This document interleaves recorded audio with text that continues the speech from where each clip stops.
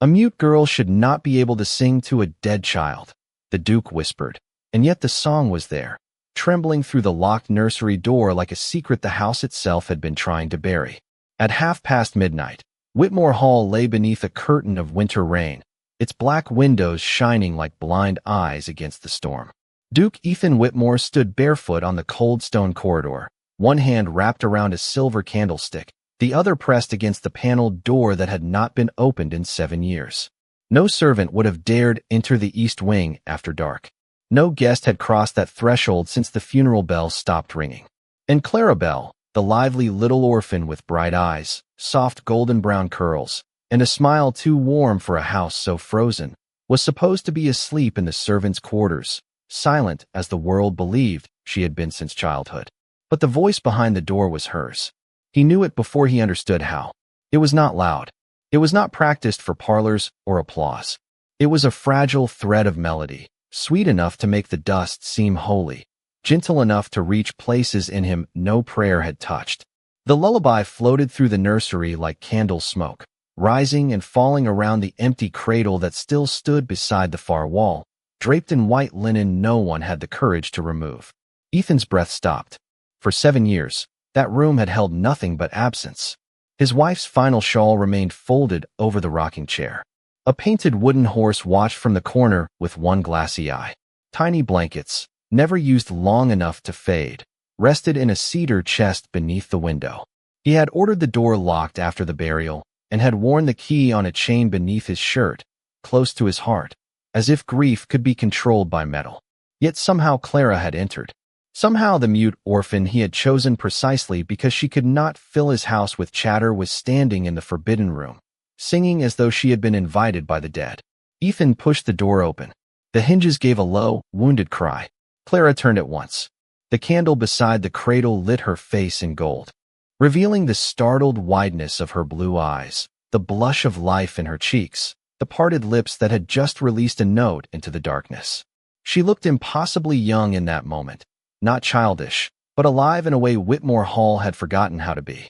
Her dark blue servant's dress was plain, her apron creased from the day's work, yet there was a natural brightness about her, a quickness in the way she moved, as if joy had once lived in her bones even if sorrow had taught her to hide it. One hand flew to her throat, the other clutched the side of the cradle. She did not speak. Of course she did not speak. That had been the bargain of her existence in his home. Silence. Obedience. No questions. No tenderness. No danger. Ethan stared at her, and the flame in his hand shook. "You were singing," he said, his voice lower than the rain. Clara's lashes trembled. She shook her head once, too quickly, but the room had betrayed her. The last note still seemed to linger against the nursery walls, wrapped around the miniature pillow, the veiled portrait, the cradle where no child slept. Ethan stepped inside, and for the first time in 7 years, the air did not feel dead. It felt wounded. It felt waiting. "Everyone told me you were mute," he said. Clara lowered her gaze, and in that small motion he saw not guilt, but terror so old it had become manners. The Duke should have been angry.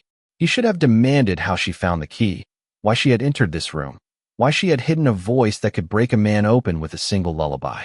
Instead, he could only look at the cradle. He could only hear the echo of a song his wife had once hummed beneath her breath on a night of impossible hope. His hand tightened around the candlestick until the silver bit into his palm. Clara took one step back, expecting dismissal, perhaps punishment, perhaps the cold order that had sent better-born women weeping from his halls. But Ethan did not raise his voice. He did not move toward her. He stood beneath the dim nursery light like a man who had discovered that the grave he had been guarding was not the only thing buried in his house. At last, he looked at her again. "Who taught you that song?" Clara's eyes filled, though no tear fell. Her lips closed firmly, sealing the answer away. The lively spark he had noticed in her during the day, the quick smile she gave to kitchen maids, the playful way she slipped crusts to the old hounds, the almost musical brightness of her silent laughter, all vanished beneath a stillness too practiced to be natural. Ethan understood then, with a pain that cut deeper than suspicion. She had not been born silent. She had been frightened into it. Outside, thunder rolled across the estate, shaking the tall windows. Inside, The Duke of Whitmore stood before the mute orphan who had sung to his lost child, and something long frozen behind his ribs gave its first unbearable crack. 3 weeks before the song slipped through the locked nursery door, Duke Ethan Whitmore chose Clarabelle because he believed silence could not wound him. The decision was made on a gray Monday morning in the library of Whitmore Hall, where the curtains remained half-drawn though the sun had already risen above the wet hills of northern Massachusetts. Rain tapped against the tall windows. A coal fire burned low in the grate. On Ethan's desk lay 6 letters of recommendation from respectable families, each describing some bright young woman with fine manners, useful hands, and a cheerful disposition. He did not want cheerful. Cheer had a way of entering rooms without permission. It warmed corners. It disturbed dust. It reminded a man that life had continued after he had asked it not to. Across from him stood Mrs. Abigail Harper, the matron of St. Agnes Orphan Home, a square, practical woman who smelled faintly of starch and lavender soap. Beside her waited Clarabelle. She was smaller than Ethan expected, though not frail, with a lively grace in the tilt of her head and a light in her blue eyes that seemed almost impertinent for someone standing before a duke. Her golden brown curls had been pinned beneath a modest bonnet, but several had escaped and softened her face. Her dress was plain, clean, and carefully mended at the cuffs. She held a small carpetbag in both hands, yet her gaze moved through the library with quick, bright curiosity, resting on the carved shelves, the old globe, the rain-blurred windows, the portrait above the mantel that Ethan had not had the courage to remove. When she noticed him watching, she lowered her eyes at once. Too late. He had seen the spark. She understands instructions? Ethan asked. Mrs. Harper nodded. Perfectly, Your Grace. Clara reads well, writes clearly, sews neatly, keeps accounts better than some grown clerks, and has a gentle way with children and animals. She is also remarkably pleasant company, even without speech. Clara's mouth curved, just slightly, as if she found the compliment embarrassing. It was a beautiful smile, warm and sudden, the sort that might have brightened a kitchen or softened a winter afternoon. Ethan looked away from it. I did not request company. The matron folded her gloved hands. No, Your Grace. You requested a quiet girl for household assistance. Not quiet, Ethan said, his voice smooth as black ice. Silent. The words settled into the room. Clara's fingers tightened around the handle of her bag, but her expression did not break. There was pride in her stillness. Not defiance. Not submission. Something more dangerous to a lonely man. Dignity.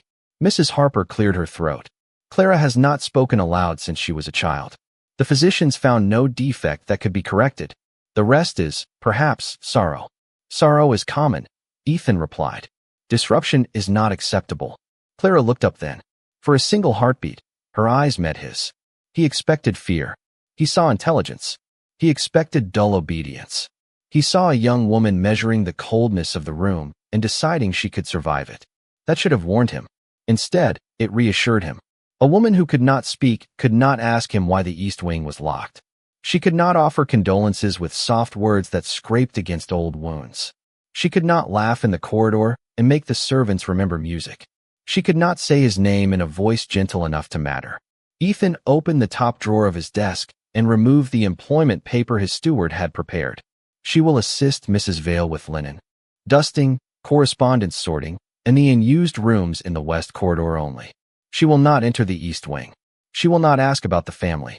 She will not receive visitors. Wages will be sent monthly to St. Agnes until she is of age to hold them herself, with a small allowance paid here for personal needs. Mrs. Harper hesitated.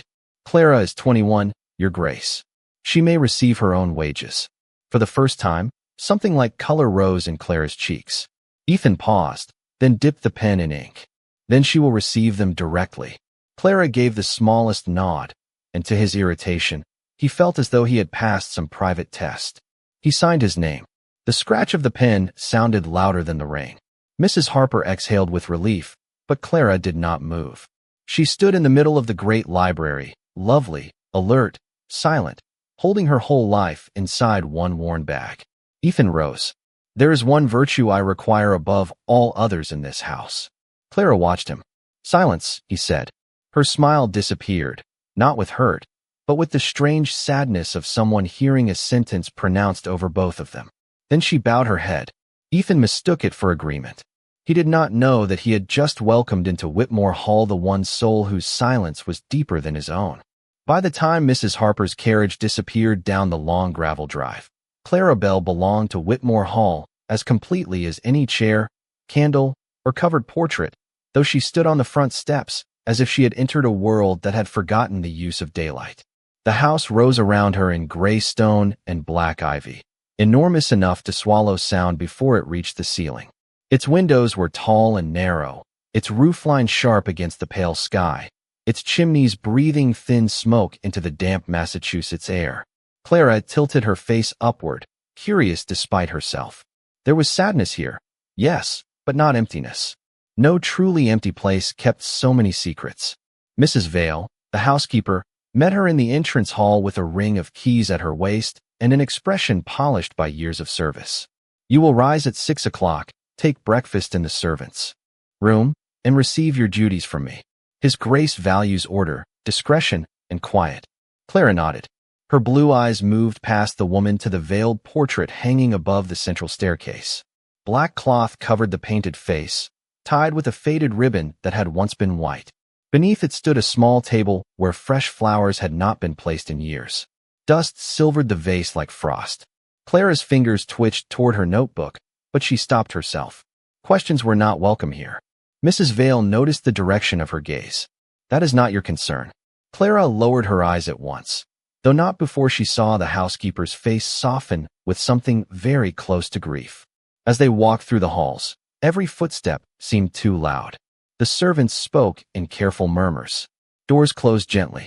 Even the kitchen, warm with bread and steam, held its laughter behind pressed lips whenever the Duke's name was mentioned.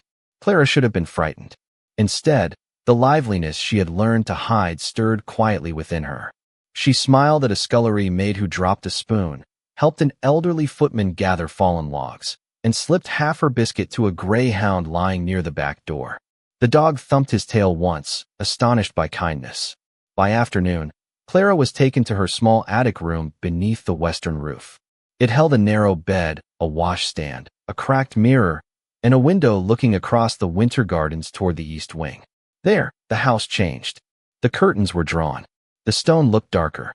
A covered walkway connected that side of the mansion to a smaller tower with no lights in its windows. Clara stood very still. Something in her chest tightened, not fear exactly, but recognition. Grief had a shape. She had seen it in orphanage corridors, in folded letters, in children who stopped reaching for doors because no one ever came through them. Whitmore Hall wore that same shape in marble and wood. That evening, Mrs. Vale assigned her to dust the west corridor and sort old linens in the blue room. Clara worked quickly, almost cheerfully, humming only inside her mind. Her hands were gentle with neglected things. She shook out curtains without complaint, rescued a bent silver button from beneath a cabinet, and arranged folded sheets by size with such neatness that Mrs. Vale paused in the doorway, surprised. You have been well taught, the housekeeper said. Clara smiled, bright and brief. Mrs. Vale looked away first. Kindness made some people uncomfortable when they had lived too long without expecting it. Near sunset, Clara carried a basket of mended linen past the grand staircase and saw Duke Ethan Whitmore descending from the upper floor. The hall seemed to grow colder around him. He wore black, as he had in the library, his face composed, his dark hair touched with silver at the temples. He did not look cruel. That would have been easier. He looked like a man who had trained himself not to need mercy. Clara dipped into a respectful curtsy. Ethan gave the smallest nod, then continued past her. But the greyhound rose from the rug and limped to Clara's side, pressing his head against her skirt. For one unguarded moment, the Duke stopped. His gaze moved from the dog to Clara's hand resting lightly between the animal's ears. Something flickered in his eyes. Not warmth. Not yet. Memory, perhaps. Pain recognizing tenderness from a distance. Then his expression closed. The east wing is forbidden, he said. Clara nodded. He turned away. Yet later that night, when the household slept and rain whispered against the roof, Clara stood at her attic window, looking toward the dark side of the mansion. Behind one curtain, high in the silent tower, she thought she saw the faintest tremble of candlelight. It vanished almost at once. Clara pressed her palm to the cold glass. She did not know whose sorrow lived there. She only knew it was still breathing. For the first week, Duke Ethan Whitmore treated Clara Bell less like a servant than like a locked drawer he had chosen for its usefulness. He gave instructions through Mrs. Vale whenever possible, accepted the folded linens she left outside his study, and passed her in corridors with the formal distance one might give a stranger in a churchyard. Yet Clara had a way of being present without asking to be noticed. She moved through Whitmore Hall lightly, with the lively grace of a girl who had once known how to laugh aloud and had never fully forgotten the shape of joy. In the mornings, she opened the west corridor curtains by exactly 6 inches, enough to let pale light touch the floor without offending the house's devotion to shadow. In the afternoons, she polished the neglected brass handles until they caught the firelight. She placed dried lavender inside linen cupboards, warmed the greyhound's blanket near the kitchen stove, and set a chipped blue vase on the servant's table with 3 winter berries arranged inside it, as though they were roses from a summer garden. No rule forbade such things. That made them harder for Ethan to object to. He noticed them one by one. The library no longer smelled only of leather, ash, and rain, but faintly of beeswax and orange peel. The cold reading chair by the window had been moved 2 feet closer to the hearth. The old globe, long tilted uselessly toward the Americas, had been cleaned until the ocean shone a deep, impossible blue. One evening, he found a stack of unanswered tenant letters sorted by date, subject, and urgency, each tied with narrow ribbon. A small card rested atop them in Clara's careful handwriting. Roof repair for Miller Cottage before next storm. Widow Grant requests coal extension. South pasture fence damaged for 70 feet. No plea. No opinion. Only attention. Ethan stared at the card longer than necessary. Attention was a dangerous form of tenderness. The next morning, he sent for her. Clara arrived at the study door in her plain dark dress, cheeks pink from the cold stairwell, curls escaping their pins as usual, eyes bright with cautious curiosity. She curtsied and waited. Ethan stood behind his desk, where order had always protected him from feeling. "You are not employed as a steward," he said. Clara drew her notebook from her apron pocket and wrote swiftly. Then she turned it toward him. The letters were already there. "I only put them where they could be seen." Ethan read the line twice. "Mrs. Vale has told you the boundaries of your position." Clara nodded. "And the boundaries of the house." Another nod, slower this time. "The East Wing is not to be entered under any circumstance." Clara lowered her gaze, but her face changed, not with guilt, with that strange, wounded recognition he had seen before, as if the forbidden rooms called to something in her that language could not reach. Ethan's voice sharpened, though not loudly. "Do you understand me, Miss Bell?" She looked up at the name. He had not called her that before. Not Clara, not girl, Miss Bell. A small thing, yet it brought warmth to her face before she could hide it. She wrote again. "I understand, Your Grace." He should have dismissed her. Instead, his eyes fell to her hands, slender and capable, ink smudged faintly on one finger, a needle mark near the thumb from mending someone else's sleeve. He wondered, against his will, what those hands had carried before they came to Whitmore Hall. A carpetbag, a past, a silence too heavy for a girl who looked as though she had been made for sunlight. "There are rooms," he said at last, each word measured, "that remain closed because opening them serves no one." Clara did not write immediately. She glanced toward the rain-dark window, where bare branches tapped the glass like patient fingers. Then she bent over the page. Sometimes closed rooms keep breathing. Ethan felt the sentence strike somewhere beneath his ribs. For a moment, the study seemed too small, the fire too bright, the memory behind the East Wing too near. He took the notebook from her hand before he realized he had moved. Their fingers brushed. Only a touch, brief as a falling match. Clara stilled. Ethan released the notebook at once. "You presume a great deal for someone who says nothing." Her lashes lifted. The faintest smile touched her lips, sad and alive at once. She wrote one final line. "Silence hears what others avoid." He could not answer that, not without admitting she was right. He dismissed her with a nod, and she left as quietly as she had come, but the room did not return to its former state after her departure. Her words remained on the air. That evening, Ethan walked the west corridor and found a candle burning beneath the veiled portrait near the staircase. No flowers, No intrusion. Only one small flame, placed where darkness had ruled for years. Mrs. Vale would never have dared. The servants would never have dared. Clara had dared without crossing the line he had drawn. Ethan stood before the covered face of his late wife, listening to the rain fall beyond the walls, and understood with a fear he refused to name that the mute orphan was not opening doors with keys. She was opening them with mercy. Clara Bell had not always lived in silence. Long before Whitmore Hall, before the gray stone corridors and the Duke's cold commands, there had been a small white farmhouse outside Concord, Massachusetts, with green shutters, apple trees, and a kitchen where sunlight gathered every morning like a blessing. In that house, Clara had been known for noise. Sweet noise. Bright noise. She sang while carrying eggs from the coop, laughed while chasing her little brother Samuel through the tall grass, and invented songs for every ordinary thing. The kettle, the rain barrel, the brown mare who refused to come when called.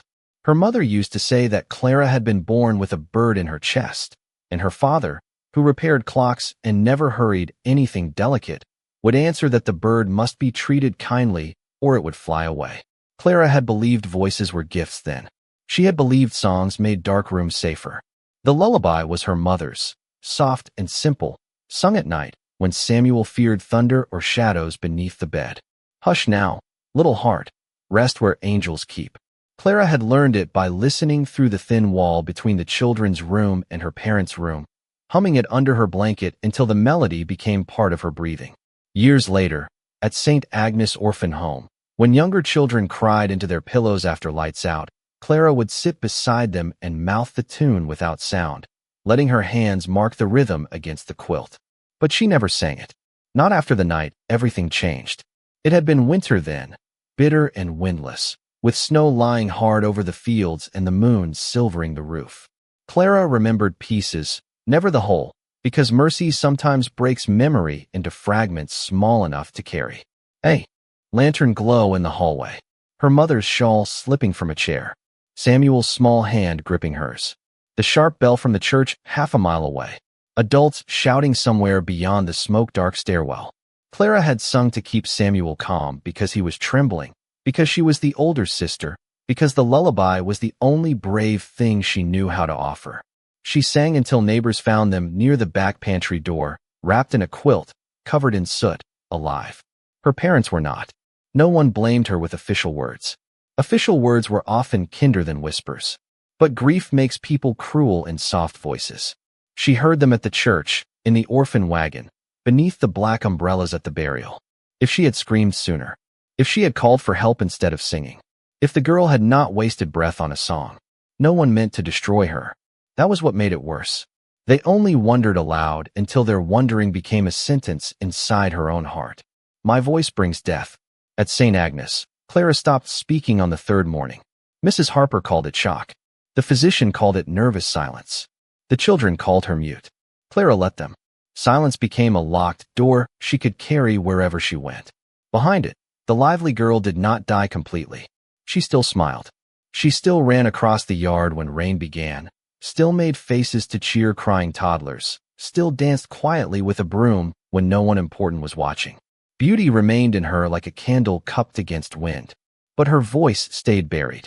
Only once each year, on the anniversary of the farmhouse winter, she unfolded a small square of scorched linen kept hidden in her Bible and pressed it to her lips, not kissing the past, only proving she could touch it and survive. On her 10th night at Whitmore Hall, Clara sat alone in her attic room while rain stitched silver lines down the window. The house was asleep. Below her, the Duke's footsteps had crossed the corridor past midnight, slower than usual, uneven with exhaustion. She had heard him pause near the east wing. Then came a sound no servant was meant to hear. Not a cry, not a prayer, a broken whisper. Through the floorboards, spoken by a man who had forgotten anyone might be listening. Please, let me hold him once more. Clara closed her eyes. The words went straight through the silence she had built. A father's grief had a different weight from an orphan's, but it made the same hollow place in the world. She opened her Bible, drew out the scorched linen, and stared at the darkened edge until her vision blurred. For 7 years, Duke Ethan Whitmore had kept the nursery locked because love had left it empty. For 14 years, Clara had kept her voice locked because sorrow had taught her to fear it. That night, as thunder moved far beyond the hills, Clara understood that some prisons were mistaken for obedience. She rose from her bed, took the small candle from her washstand, and stepped into the corridor with the linen folded in her palm. At the far end of the house, the east wing waited without light, without welcome, and without forgiveness. Clara walked toward it anyway. The east wing did not open like a room. It opened like a memory. Clara Bell found the key not through disobedience, but through mercy's strange invitation. It hung where no careless hand would notice, behind the ribbon of the veiled portrait near the staircase, tied there so long ago that dust had softened its shine. She should have turned back. Every rule in Whitmore Hall stood against her, and every lesson of St. Agnes had taught her that girls without families survive by making themselves small. Yet the Duke's whisper followed her through the corridor. "Please, let me hold him once more." No command had ever sounded so helpless. Clara took the key with trembling fingers and walked toward the forbidden door while the storm pressed rain against the windows. The lock resisted at first, as if grief itself had rusted inside it. Then it turned. The nursery waited in darkness. Clara lifted her candle. Gold slid over faded blue wallpaper, over shelves of untouched picture books, over a tiny pair of shoes placed neatly beneath a chair. Dust lay everywhere, but not carelessly. It had settled with the dignity of things no one could bear to disturb. The cradle stood near the far wall, veiled in white linen. Clara approached it slowly, each step measured, her heart beating so loudly she feared the house might hear. When she touched the cloth, she did not uncover it at once. She thought of Samuel's small hand in hers. She thought of her mother's lullaby. She thought of Ethan Whitmore, proud and cold by daylight, broken enough by night to beg the past for one impossible kindness. At last, Clara drew the linen back. The cradle was empty, of course. Emptiness had a sound of its own. It filled the room more completely than crying could have done. Clara set the candle on the windowsill, folded her scorched square of linen beside it, and rested one hand on the cradle's carved edge. For a long moment, her lips did not move. Her voice waited behind 14 years of fear. Then thunder murmured far over the hills, and something inside her answered. The first note came out barely stronger than breath. Clara flinched from it, startled by the living sound of herself. But the room did not collapse. The candle did not die. No shadow rose to accuse her. She tried again, softer, steadier. The lullaby unfurled into the nursery, sweet and low, trembling at the edges but true. "Hush now, little heart, rest where angels keep." She sang not for the child who was gone, and not for the brother she had lost, but for every love that had been left unfinished in the dark. Beyond the door, Duke Ethan Whitmore had stopped walking. He had risen from his chamber after the nightmare, ashamed of the plea that had escaped him, intending only to stand at the end of the corridor until the storm quieted. Then he heard the song. At first, he thought grief had finally become music in his own mind. No servant sang in Whitmore Hall. No woman's voice had touched the east wing in 7 years. Yet the melody was real. It slipped beneath the nursery door and found him with impossible gentleness. Ethan knew that tune. Not exactly, not in every note, but in the curve of it, in the hush between the words, in the way it seemed to cradle sorrow instead of deny it. His wife had hummed something like it once, in the last spring of her life, when hope still moved through the house with small embroidered blankets and whispered names. He reached the nursery door and placed his palm against the wood. Inside, Clara's voice broke on a note, then mended itself. That sound did what no condolence, no sermon, no passing year had done. It entered the locked chamber of him without asking permission. Ethan opened the door. The hinge cried softly. Clara turned, the song dying on her lips. Candlelight framed her in gold beside the empty cradle, beautiful and terrified, with tears bright in her eyes and the secret of her voice exposed between them. For several seconds, neither moved. The storm held its breath. Ethan looked from the scorched linen by the candle to Clara's trembling hand on the cradle, then back to her face. Anger rose in him because fear often wore that mask first. She had crossed a forbidden threshold. She had taken a key. She had carried sound into the one room he had ordered the world to leave untouched. But beneath the anger came something far more painful. Gratitude. Clara stepped back and reached for her notebook, but her fingers shook too badly to open it. Ethan's voice, when it came, was not the voice of a master. It was the voice of a man standing at the edge of his own ruin. "Do not apologize for that song." Clara froze. Her lips parted, but no words came. He took one step into the nursery, stopping well away from her, as if kindness required distance. "I thought I chose silence because it could not hurt me," he said. His eyes lowered to the cradle. "I was wrong. Silence has been hurting this house for years." Clara pressed the scorched linen against her heart. Ethan saw the motion and understood only this. Her secret was not deception. It was a wound. The candle shivered. Rain softened against the glass. And in the room he had made into a shrine for loss, the Duke of Whitmore bowed his head before the mute orphan's hidden voice as though it were the first mercy he had ever deserved. By dawn, the nursery no longer belonged entirely to death. Nothing had changed in any way a visitor could measure. The cradle was still empty, the little shoes still waited beneath the chair, and the rain still crawled down the tall window panes in silver threads. Yet, Duke Ethan Whitmore stood inside the forbidden room as though he had crossed a border in his own soul and could not return to the country he had ruled before. Clara Bell sat near the hearth with her notebook open on her knees. Her candle burned low, her beautiful face pale from fear and sleeplessness. Her golden brown curls loosened around her cheeks. She had expected dismissal. She had prepared herself for it with the weary bravery of someone too accustomed to losing shelter.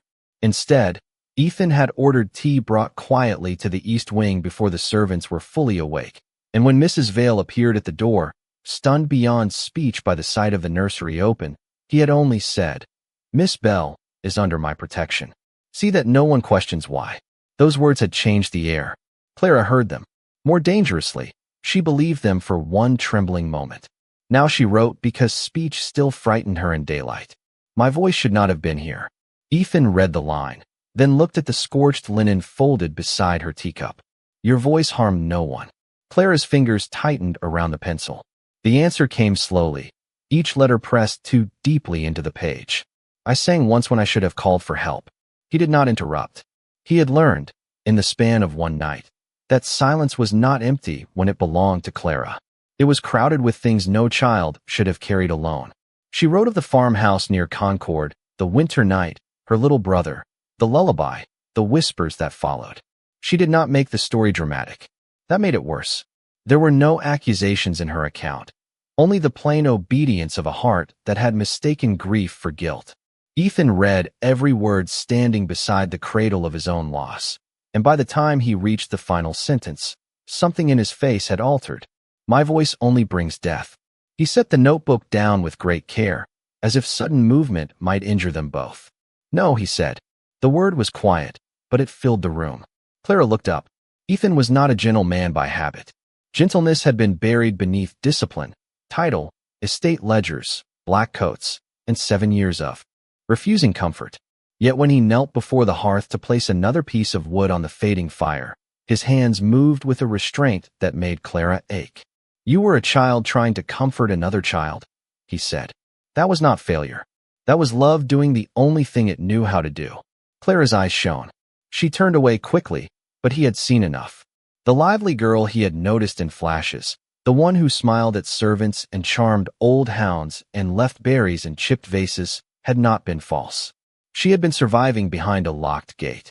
Ethan understood because he had done the same with grander materials. Stone, iron, ceremony, a ducal name.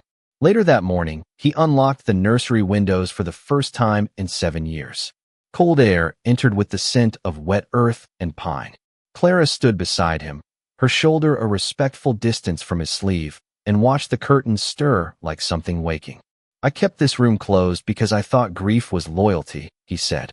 Perhaps it was only fear wearing decent clothes. Clara reached for her notebook, but after a pause, she did not write. She touched the edge of the cradle, then pointed toward the window where pale light gathered. Ethan understood. "Yes," he said, "light can stay." That afternoon, the household felt the change before anyone dared speak of it. The east wing door remained unlocked. Mrs. Vale wept silently in the linen closet and blamed the dust. The greyhound slept outside the nursery as if guarding a cradle that did not need guarding anymore. Ethan ate dinner in the dining room instead of his study, and when Clara passed with folded napkins, he rose from his chair slightly, the instinctive courtesy of one soul recognizing another. She froze, startled by the honor. He said only, "Thank you, Miss Bell." It was not love. Not yet. It was something humbler and more dangerous. Respect.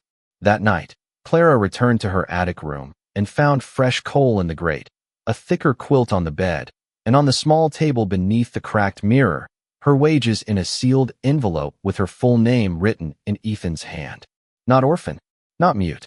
Clara Bell. She pressed the envelope to her heart.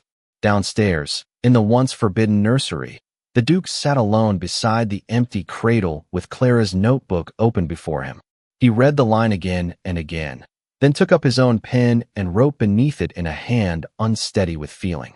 "Then let this house be the first place where your voice is not punished." When Clara found the words the next morning, she did not sing. She did not speak. But her smile returned, bright and living, and for the first time in years, Whitmore Hall seemed to hear it.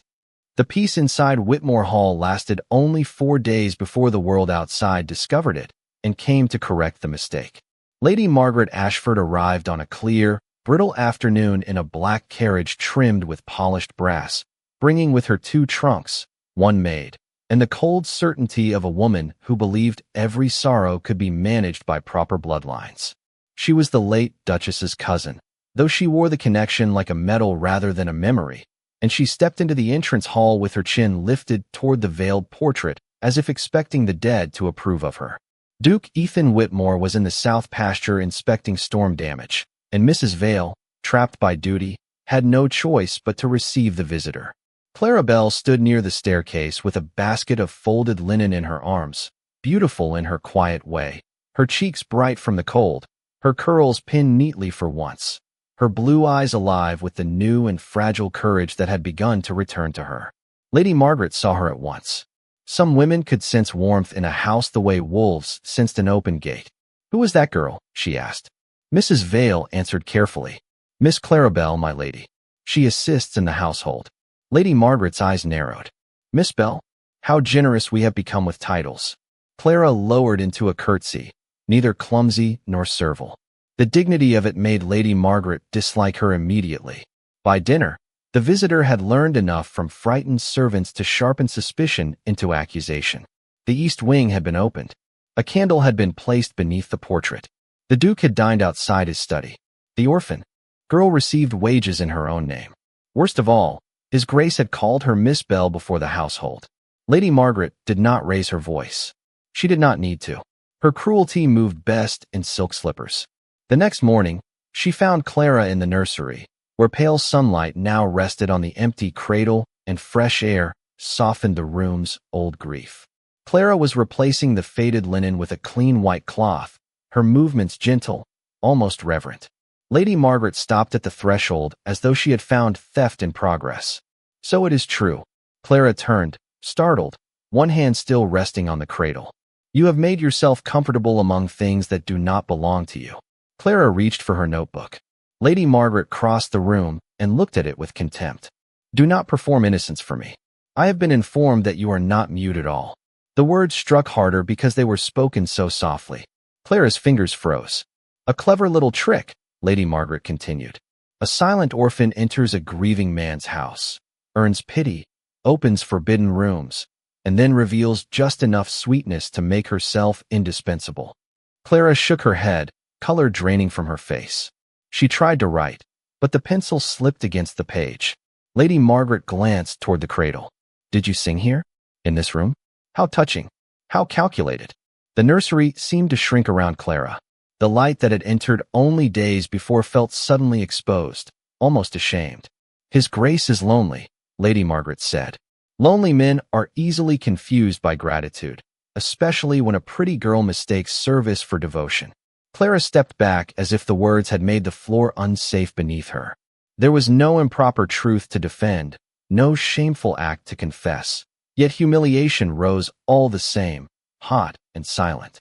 By noon, the whisper had crossed the servants' hall. By 2 o'clock, it reached the stables. By sunset, Clara could feel eyes following her through corridors that had only just begun to feel like shelter. Mrs. Vale tried to find her, but Lady Margaret had already done what she came to do. She had turned tenderness into scandal. Ethan returned after dark, delayed by a broken bridge on the North Road and unaware that his house had been wounded in his absence. He found the dining room empty, the servants stiff with unease, and Lady Margaret waiting beside the fire with practiced sorrow on her face. "You have been careless, Ethan," she said. He removed his gloves slowly. "Explain yourself. I am trying to save your name before that girl does lasting damage to it." At the word girl, his gaze hardened. But before he could answer, Mrs. Vale appeared at the door, pale and trembling. "Your Grace," she said, her voice breaking despite years of discipline. "Miss Bell is gone." Ethan did not move. For one terrible second, he looked as though the sentence had not reached him. Then he crossed the hall with a speed that made the candles shiver. In Clara's attic room, the bed was neatly made.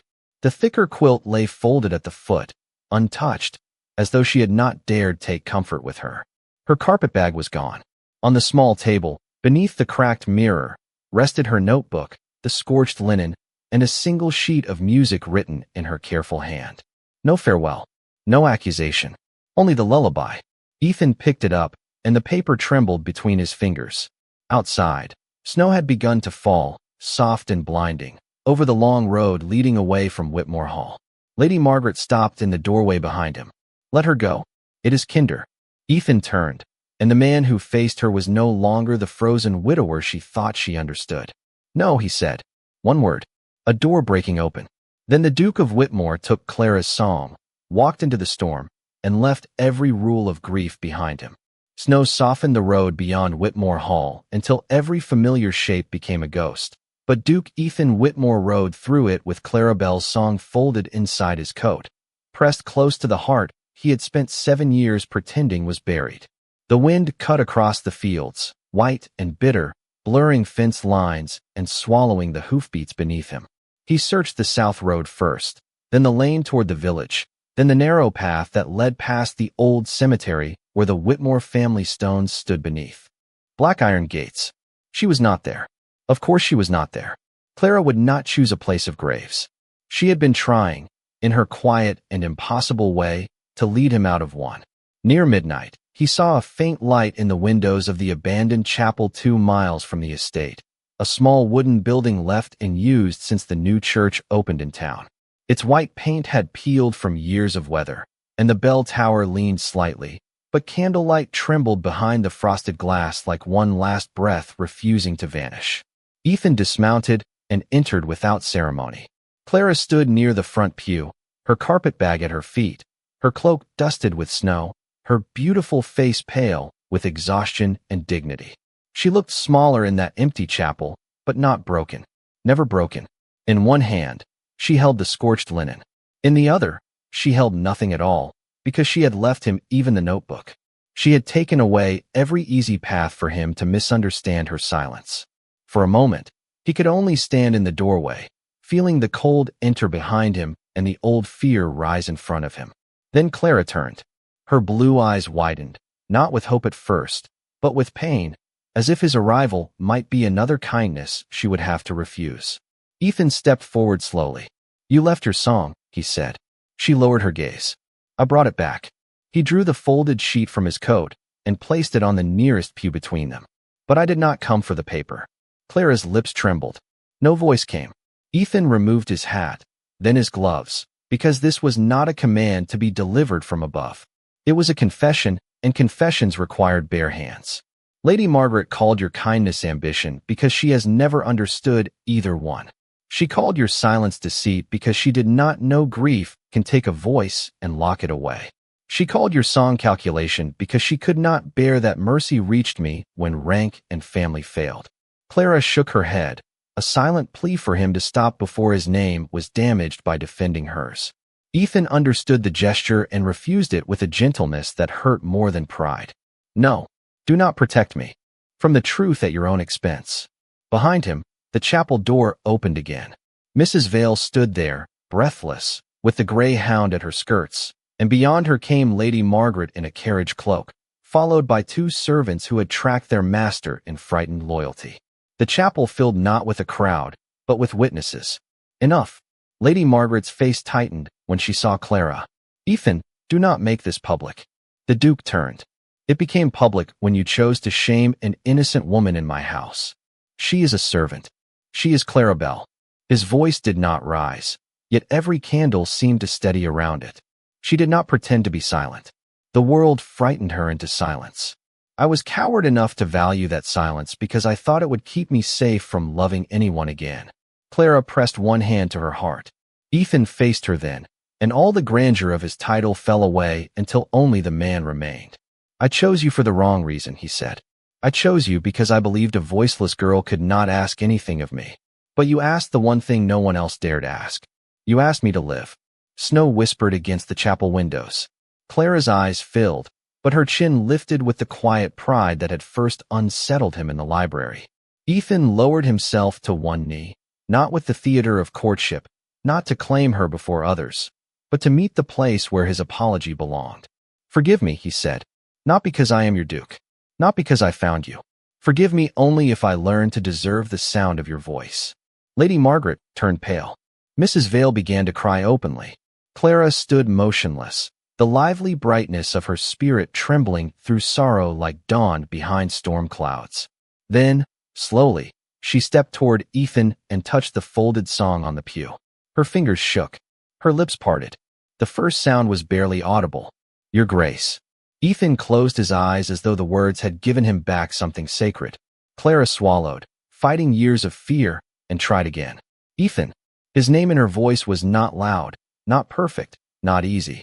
It was braver than all the bells in Massachusetts. He rose, not reaching for her until she chose it, and when she placed her hand in his, the chapel seemed to warm around them. No promise was spoken too quickly. No future was forced into shape before its time. Yet by morning, Clara returned to Whitmore Hall beside him, not as a secret, not as a scandal, and not as a pity to be managed. She returned as the woman whose mercy had opened the locked rooms. The east wing windows remained uncovered.